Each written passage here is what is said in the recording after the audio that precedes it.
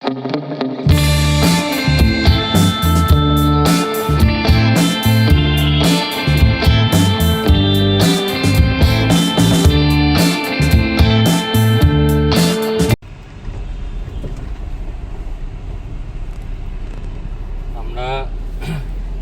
দীঘা পেছনে ফেলে এবারে আসল জায়গায়, যেটা মেন আকর্ষণ, আপনাদের বলেছিলাম একটা মানে স্পেশাল জিনিস আপনাদের দেখাবো। এই দেখুন, এই দীঘা গেটটা, এইখান থেকে আমরা যাওয়ার সময় গেছিলাম। এখন আমরা বিচের পাশ থেকে যাতে মন্দারমণি যেতে পারি সেরকম একটা ম্যাপ দেখে একটা রাস্তা সিলেক্ট করে এখন যাচ্ছি। দেখুন, সবসময় ভালো জিনিসটা লাস্টে, যেরকম দেখবেন বিয়ে বাড়িতে গেলে প্রথমে ভাজা ভুজি এটা ওটা সেটা মাছ দিয়ে লাস্টে কিন্তু মাংসটা দেয়, মানে মেন আকর্ষণ যেটা সবার লাস্টে রাখে।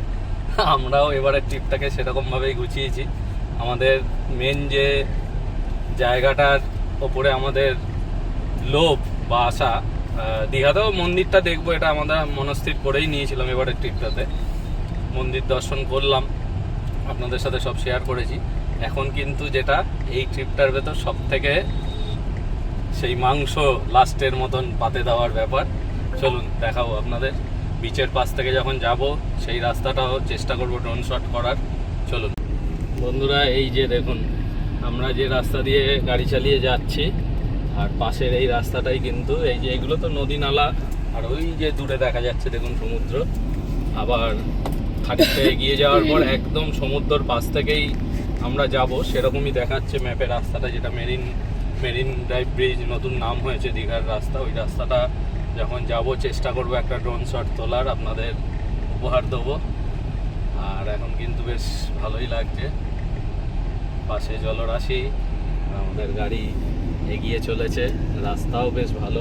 আগেরবার যখন এসেছিলাম এই রাস্তাটা কাজ হচ্ছিল, এইবারে কিন্তু কাজ কমপ্লিট, একদম ঝাঁ চকচকে রাস্তা।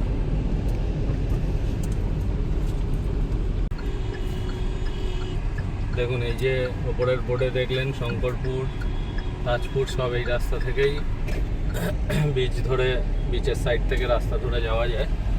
আর একটু এগিয়ে গিয়ে একটা ব্রিজ পড়বে, দেখবেন আপনারা। এই ব্রিজটায় আমরা প্রথম একবার যখন এসেছিলাম অনেক ফটোশ্যুট করেছিলাম। এই ব্রিজটা দেখুন, এটা আমাদের যদি আগের মন্দারমণি ব্লগ কখনো দেখে থাকেন আপনারা, তখন দেখেছেন এই ব্রিজে আমরা গাড়ি একদম দাঁড় করিয়ে অনেক ফটোশ্যুট করেছিলাম।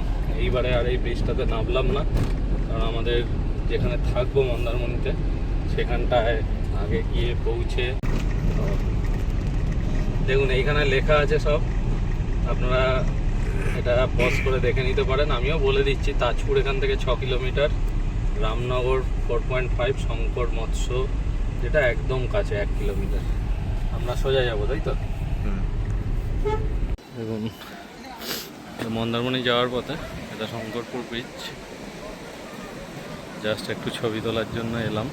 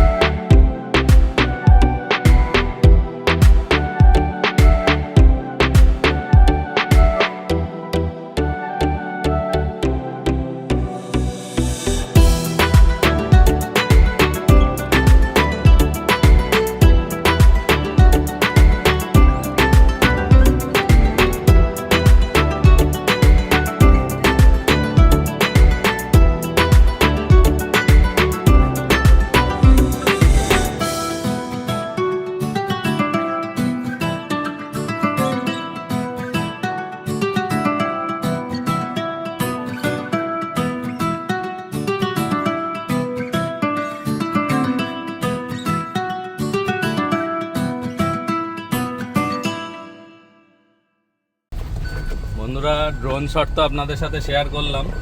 এই হচ্ছে মেরিন ব্রিজের সৌন্দর্যটা। রাস্তা দিয়ে গাড়ি চালাচ্ছি, সাইডে সমুদ্র। এটা একমাত্র পুরীতে পেয়েছিলাম, আর এখন আমাদের ওয়েস্ট বেঙ্গলের ভেতরেই আমরা পেয়ে যাচ্ছি। জাস্ট দীঘা এলেই আপনারা এই সৌন্দর্যটা উপভোগ করতে পারবেন। আমার তো খুবই ভালো লাগে এই রাস্তাটায় গাড়ি চালাতে। একবার শুধু ফিল করুন, আপনারা যারা ড্রাইভ করতে পারেন, যে পাশে সমুদ্র, আপনি গাড়ি চালাচ্ছেন আর এসে ঢেউয়ের জল ছিটকে গাড়িতে পড়ছে। মানে এই জিনিসটাকে শুধু উপলব্ধি করুন। আর এখন কিন্তু এই জায়গাটা শঙ্করপুরের পর থেকে খুব ডেভেলপ হচ্ছে বলতে, এখানেও কিন্তু এই পাশে সব আস্তে আস্তে হোটেল হচ্ছে। অনেকে আমি দেখলাম এখন এখানে এসেও থাকছে। তার কারণ হচ্ছে জাস্ট হোটেল থেকে বেরোলো, রাস্তাটা পার হলো, মানে পুরীতে যেরকম ঠিক খানিকটা সেইরকম টাইপের, স্বর্গদুয়ারটা পেরোলেই সমুদ্র, সেরকমই এখানে সময় কাটালো, একটা দিন থাকলো, চলে গেল। হ্যাঁ, দোকানপাট ভিড়ভাড়টা পাবেন না, কিন্তু নিরিবিলি যারা পছন্দ করেন, এইটাও কিন্তু একটা বেস্ট প্লেস আমার মনে হলো, যেহেতু এখন এখানে হোটেলগুলো হয়েছে। তাজপুর, শঙ্করপুর সব পেরিয়ে এখন মন্দারমণি সমুদ্র সৈকতের দিকে যাচ্ছি। ওই যে দেখুন ওপরে লেখা রয়েছে, মাত্র আর 7 মিনিটের দূরত্ব আমাদের ডেস্টিনেশনের। একটা ব্রিজ পড়বে, এই ব্রিজটিতেও আমরা আগের বারে ফটোশ্যুট করেছিলাম। এই দেখুন দূর থেকে দেখা যাচ্ছে। এই ব্রিজগুলো হতে কিন্তু মন্দারমণিতে যাতায়াতের খুবই সুবিধা হয়েছে। একটু ফাঁকা রাস্তা, বিচের পাশ, নিরিবিলির ভেতর থেকে আপনি কখন যে পৌঁছে যাবেন মন্দারমণি, দীঘা থেকে আপনি নিজেও বুঝতে পারবেন না। মনে হবে না রাস্তাটা আরেকটু বেশি হলে ভালো হতো। খুবই বিউটি। আজকে একটা বিশাল বড় প্রপার্টি, আপনাদের প্রপার্টিটা পুরনো অ্যাকচুয়ালি, আর সাসপেন্সে রেখে আপনাদের লাভ নেই। আমরা অ্যাকচুয়ালি আজকে থাকবো হচ্ছে মন্দারমণির সানসিটি রোজ ভ্যালির যে রিসর্টটি, সেইটিতে থাকবো। যখন ছোট ছিলাম তখন এই প্রপার্টিটার অ্যাড দেখতাম এবং ভাবতাম যে বিশাল বড়, বোধহয় বিশাল বড়ই প্রপার্টি, কিন্তু কোনো সময় আশা হয়ে ওঠেনি। সেই দিনটা আজকে পূরণ হতে চলেছে। এই হচ্ছে স্বপ্নের গেট। আমরা এন্ট্রান্স নিচ্ছি। রিসেপশন ভেতরটা দেখুন, বিশাল বিশাল। মানে যতটুকু জানি প্রপার্টিটা নাকি একদিনে আপনি ঘুরে টোটাল কমপ্লিট করতে পারবেন না, এতটাই জায়গা নিয়ে। এগুলো দেখুন ছোট ছোট সব, মানে গেস্ট মানে ইয়ে টাইপের আর কি, কটেজ টাইপের, কিন্তু এগুলোর নাম আছে শামুক, ঝিনুক, এরকম ইংরেজিতে যে নামগুলো হয় সবই বলবো আপনাদের। জাস্ট এলাম, আগে রিসেপশনে যাই, চেক ইনটা করে নিই। এই যে দেখুন প্রপার্টিটা, আস্তে আস্তে দেখাচ্ছি। আগে রিসেপশনে যাই, আগে চেকিং কি সিস্টেম আছে তাদেরটা, সেটা আগে কমপ্লিট করে নিই।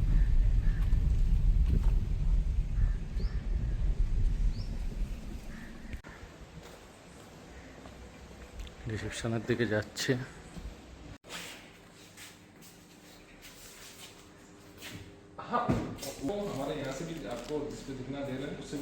গাড়িটা পার্ক করে দিলাম, দিয়ে এবার রিসেপশনের দিকে এবার যাচ্ছি।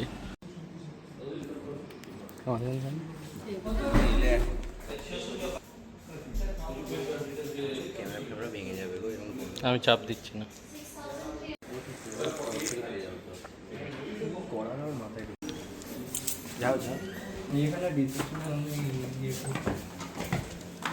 রিসর্টটা আস্তে আস্তে আপনাদের ঘুরে পুরোটা দেখাবো। কালকের 11টা অবধি হাতে সময় আছে। আর রুমটা আপনাদের দেখিয়ে দিই। আমাদের হচ্ছে এলিট ক্যাটাগরির রুম, সি ফেসিং। এই হচ্ছে আমাদের বেড, 3 জনের জন্য সাফিসিয়েন্ট। এইখানে একটা সোফা আছে যার উপর আমাদের লাগেজপত্র রেখেছি। 3টে বালিশ দিয়েছে, একটা গায়ে দেওয়ার রয়েছে, এখানে একটা টেবিল আছে, আচ্ছা আয়না রয়েছে, একটা ওয়ার্ড্রপ রয়েছে, এখানে একটা চেয়ার দিয়েছে, আর এখানে চা যদি আমরা বানিয়ে খাই এগুলো রয়েছে। এখানে সমস্ত কিছু খাবারের যদি আমরা কোনো অর্ডার করি সেগুলো এখান থেকে আমরা রিসেপশনে অর্ডার দিয়ে দিতে পারবো। এখানে একটা শু র্যাক আছে। আর যেটা সব থেকে বেশি আমাদের টেনশান থাকে ঘুরতে গেলে, যে বাথরুম, তা বাথরুম কিন্তু বেশ ভালো। এই সমস্ত জায়গার বাথরুম তো ভালো হবেই, একদম পরিষ্কার, কোনো কমপ্লেন নেই বাথরুম নিয়ে।